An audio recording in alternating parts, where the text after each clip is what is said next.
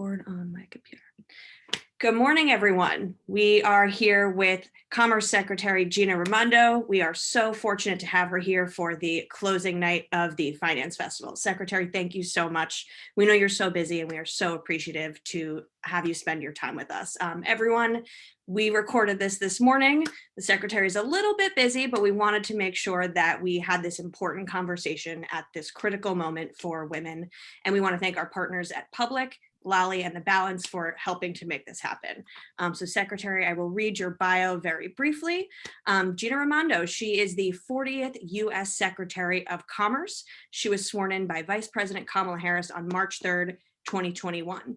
She was formerly the 75th governor of Rhode Island and was the first woman governor from the state. Let's jump right in since we have just a brief amount of time with you. Let's get into the good stuff. You are a cabinet secretary. Congratulations. Can you tell us, we got to celebrate the wins here. I agree. Tell us about the process of being vetted to be a cabinet secretary. And when President Biden called you, how did you feel and what happened? So obviously it's a great honor when the president called, the then president-elect. It's my honor to be on his team and to be serving at the highest levels at this moment in our country's history. When we talk about building back better, building back more equitably, it's fun to be on the team who is working to make that happen. I will tell you this, when I spoke to him in the process, I was clear that one of my priorities was women and women's economic empowerment. And it's something that I have cared about throughout my career. I did a lot as governor, and I plan to do a lot as Commerce Secretary. And it is something that the president understands and is leading on. So it's great. It's great to be in the job, and it's great to be on this team. It is the job offer of a lifetime. How did you feel when you got the call? You're funny. Excited. I have to say, at the time I was the governor. So to be candid, I had some mixed feelings because the governor is also a fantastic job, and during COVID, it was a particularly meaningful job because it really was life and death. But because Rhode Island at that point had gotten through the worst of it, in fact, I had just closed the field hospitals. Vaccinations were on the way. I felt that it was okay to leave and to come serve the country. Amazing.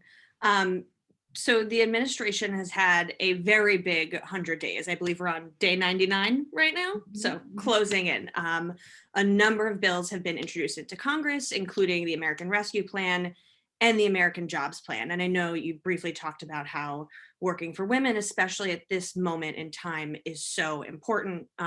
This audience doesn't need to hear it, but women, and especially women of color, have been so adversely impacted by the pandemic.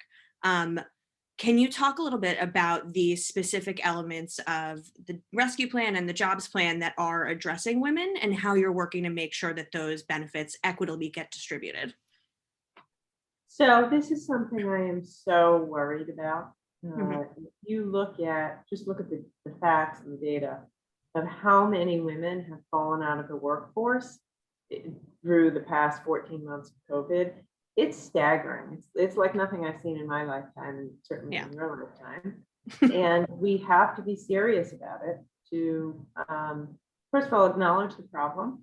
Women bore the brunt of COVID, either those who were working, because they were, nurses, CNAs in nursing homes, et cetera. And then those who were either put out of work or had to leave work to take care of their kids at home when schools were closed. So I think that it's, we can't do enough really to be there for women and make sure that we provide them with job training, jobs, childcare, support, wraparound services, housing, in order to help women have opportunities in the workforce as we go back after COVID. So I know the infrastructure plan has been released and presented, and it very much triggered this conversation about what is infrastructure. Traditionally, people think of roads and bridges and paving, but there was, and we were so happy to see it, a significant portion dedicated to the care economy. And this enormous conversation about, is care infrastructure? So if you could speak to that a little bit, and about how the thinking behind that came together and how that's going to work moving forward. Yes. So first of all, I'm proud of the president. I'm proud to work for somebody who understands how important the care economy is. And let's say for a second what we're talking about when we talk about the care economy, because it's amazing to me how many people have said they don't know what we're talking about. We're talking about home care workers who take care of our elderly or disabled loved ones in their homes. So it is the small team of certified nurse assistants who take care of my mom every day. My mom's 89. She can't live alone independently in her house anymore, but she can with help of these angels. And so that is who we're talking about. And by the way, they're almost all women of color. We're talking about childcare workers. So many of whom take care of other people's kids in their homes or in childcare centers. That's who we're talking about. And right now, there are millions of care workers who work full-time and are in poverty because they make so little. And that's wrong. No matter how you slice it, that is wrong. And it's important work. What is more important than taking care of our children and our disabled family members and our moms and dads when they age? So in order to kind of give that work the dignity that it should have, the proposal is a $400 billion investment in the systems and infrastructure necessary to pay those workers livable wages, to allow for their job training, use of technology, scheduling. And I believe it is infrastructure, but even if you don't want to call it infrastructure, fine, I'm not going to fight over semantics. It's important work and it needs to be invested in.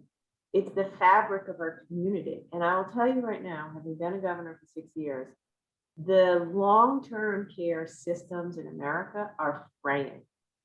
As more people are aging, and not everyone should go into a nursing home, we need to figure out how to have systems and a workforce to take care of our loved ones. And as I said, most people in this business are women of color, and they deserve better.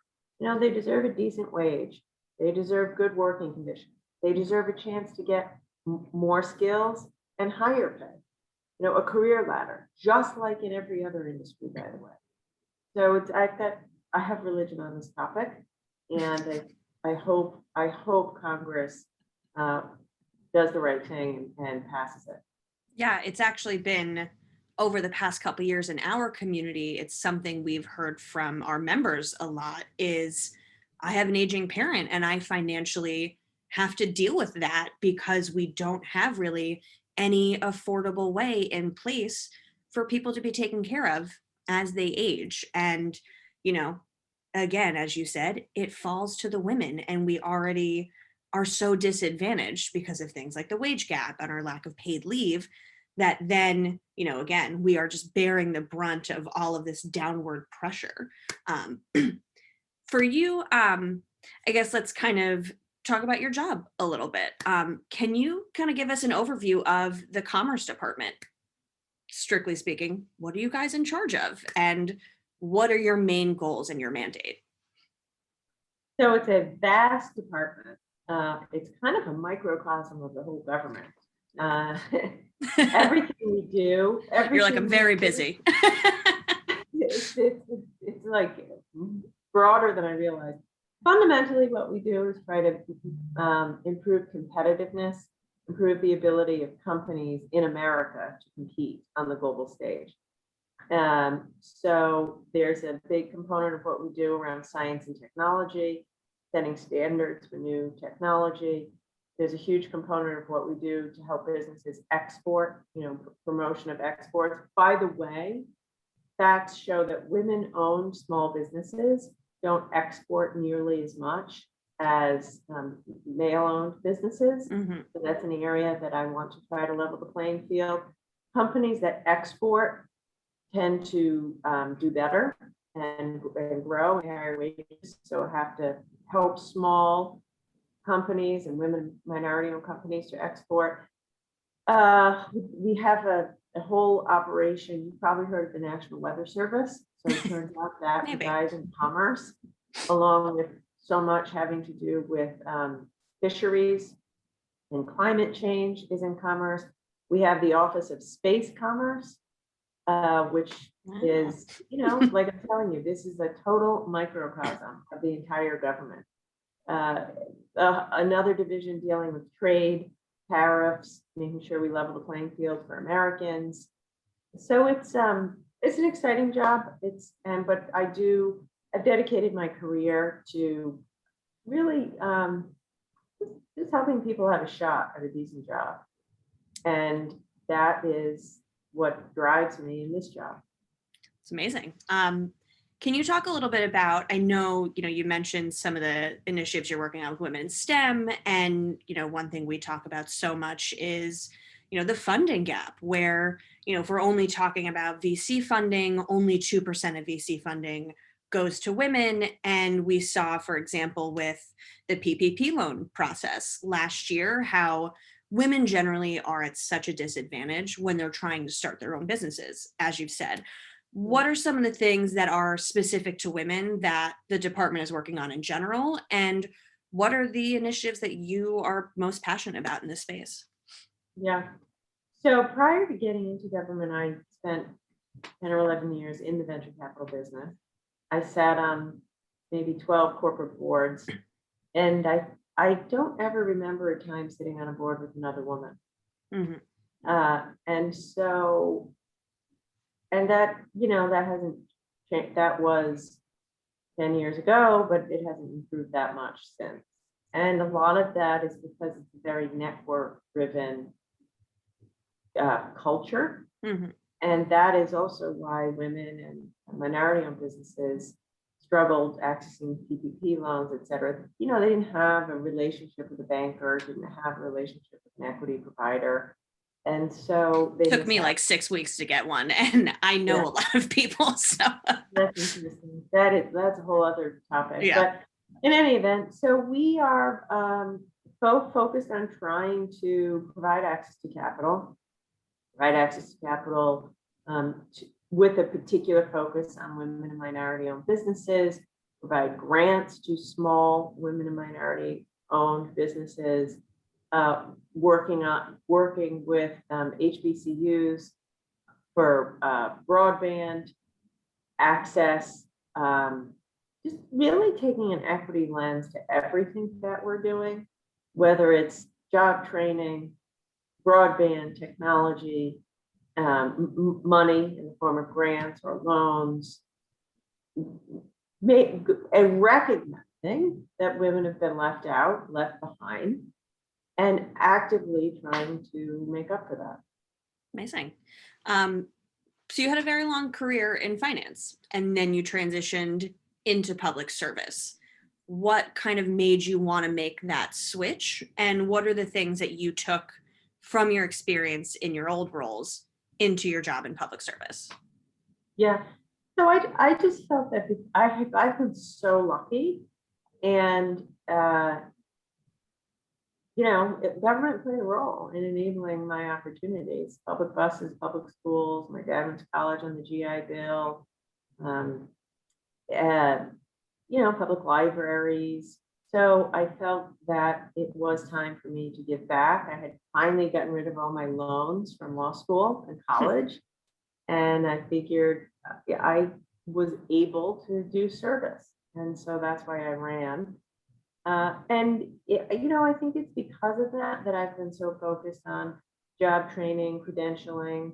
I brought about tuition-free community college in Rhode Island, because I've lived the transformative power of education, credentials, basic support. And I wanted to be able to provide that for everybody. Amazing. If we're kind of thinking about women and minority-owned businesses, for you, what do you feel like is the main thing that really could be fixed to help people get their own businesses off the ground and succeed working for themselves?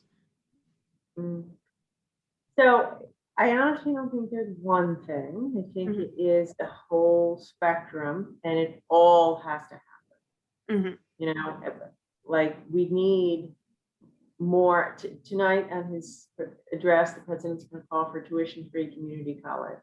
He's going to call for put forward a plan for universal pre-K. We talked earlier about the care economy. We have big plans to, we already discussed, make capital available to small women and minority-owned businesses. You have to do it all. I mean, the inequities are systemic and been there forever. So in order to break down the barriers, it has to be a robust approach, which is why I'm like, the president's amazing. He's putting forth a $2 trillion jobs package and a $1.8 trillion families package. Some people say it's too much. I think it's what's required. And frankly, we need so much because we've waited so long. And so I think we have to do it all. Amazing. Want to go back a little bit to you running for office.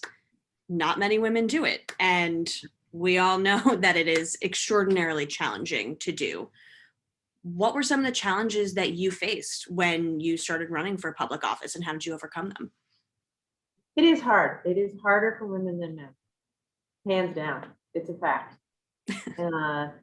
It's particularly hard for women to run for the chief executive job, governor or president, for so many reasons.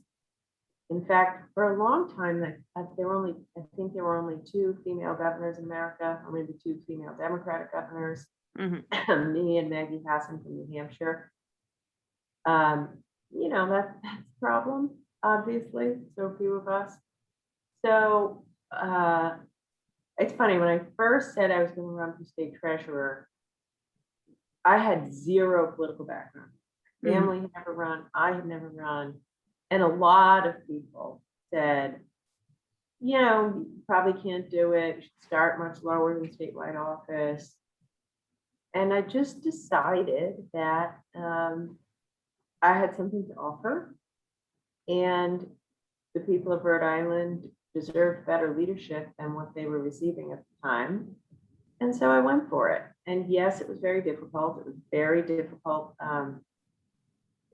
to run and win, but I'm so glad I did it. And I govern differently because I'm a woman and a mother.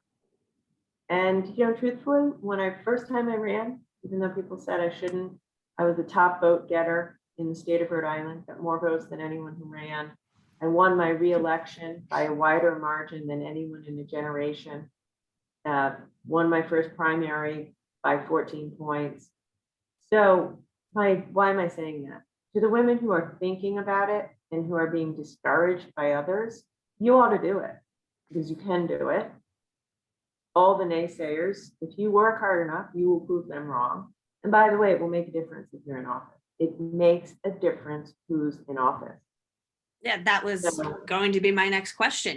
We have a female vice president now with Kamala Harris. What do you see as the differences when there are more women in office? There's so many differences. First of all, look, we bring a different perspective to the table. If you want to make good decisions, you have to have a variety of perspectives. If all the people around a table are the same, for example, all white men, you're just not going to make decisions as well as if you have a different set of viewpoints around the table. So as a mother a working mom who has had to figure out how to find childcare for my children, as a daughter who takes care of, as I said, my almost 90-year-old mom. I just brought to the table a certain awareness of challenges and real sexism that exists. And, I think that enabled me, when I was governor, I brought about all-day public kindergarten. When I became governor, 25% of the kids in Rhode Island didn't even have all-day kindergarten. We quadrupled the number of public pre-K classrooms. Well, I saw my children flourish because they had all-day K and pre-K. And I sure was going to fight to make sure every kid had that. So I think it's just, I would say to the women listening, if you have any desire to run, you ought to run. The care economy. I've heard the vice president pound the table saying this has to be kept in the bill. She is being very forward leaning around women's economic empowerment. And thank God she's there. Amazing. So we only have a few minutes left, so I want to kind of wrap this up. So many of the women in our community, especially over the past year, have been sitting at home. So many of them have lost their jobs and gotten laid off. But the one thing we've seen so much is they're so enthusiastic about learning, and they've been showing up to learn. And the thing that we really want to help make sure with them is that, they're learning, but then they're taking an action after that, right? Is it, I'm learning about running for office, maybe I'm going to do it. I have learned about the wage gap and I need to ask for a raise. I have never invested myself before. I haven't made the decision to actually pull the trigger, or I dream of starting a business. What do you have to say to those women to help kind of give them that last little, all right, I've prepared. I don't need to tell you this, but I think we kind of over prepare before we actually pull the trigger on these actions. What advice do you have for them about taking that leap and finally getting started? Yeah. So I would say, what are you waiting for? And why wait? What are you waiting for? Now, if there's a good answer to that question, then maybe you should wait. Maybe you should pause. But if the only reason you're waiting is because you're afraid or nervous or unsure, then you need to dig deep and find the courage to lead, take a chance, and do what you feel you need to do. It's okay to be nervous. It's okay to feel unsure, but you have to push through that and take the action, take the lead, do it. So ask yourself, why am I waiting? What am I waiting for? And if it's real, if there's no good answer, just that you're nervous, you've never done it before, people are telling you it's too risky, I think you got to push that aside and go for it if you have a good plan. Amazing. My last very brief question, is the calamari in Rhode Island actually the best? It really is. I have to say it really is. You need to go there and try it yourself, along with all of the other fantastic seafood that we have. But yeah, it's really that good. Amazing. Secretary Raimondo, thank you so much for fitting us into your extraordinarily busy schedule. We are so privileged to have you and so appreciative to everyone joining in. Please follow the Secretary on Instagram and Twitter to keep up to date with all the amazing work the Commerce Department is doing to help you get ahead. And thank you to our partners at Public and to Lolly and the Balance for helping us make this finance festival for all of you to come and learn. Follow Ladies Get Paid, check out our book. And thank you all so much for coming. And Secretary, thank you so much for spending the time with us today. Yeah, good job. It was my pleasure. Thank you. Bye.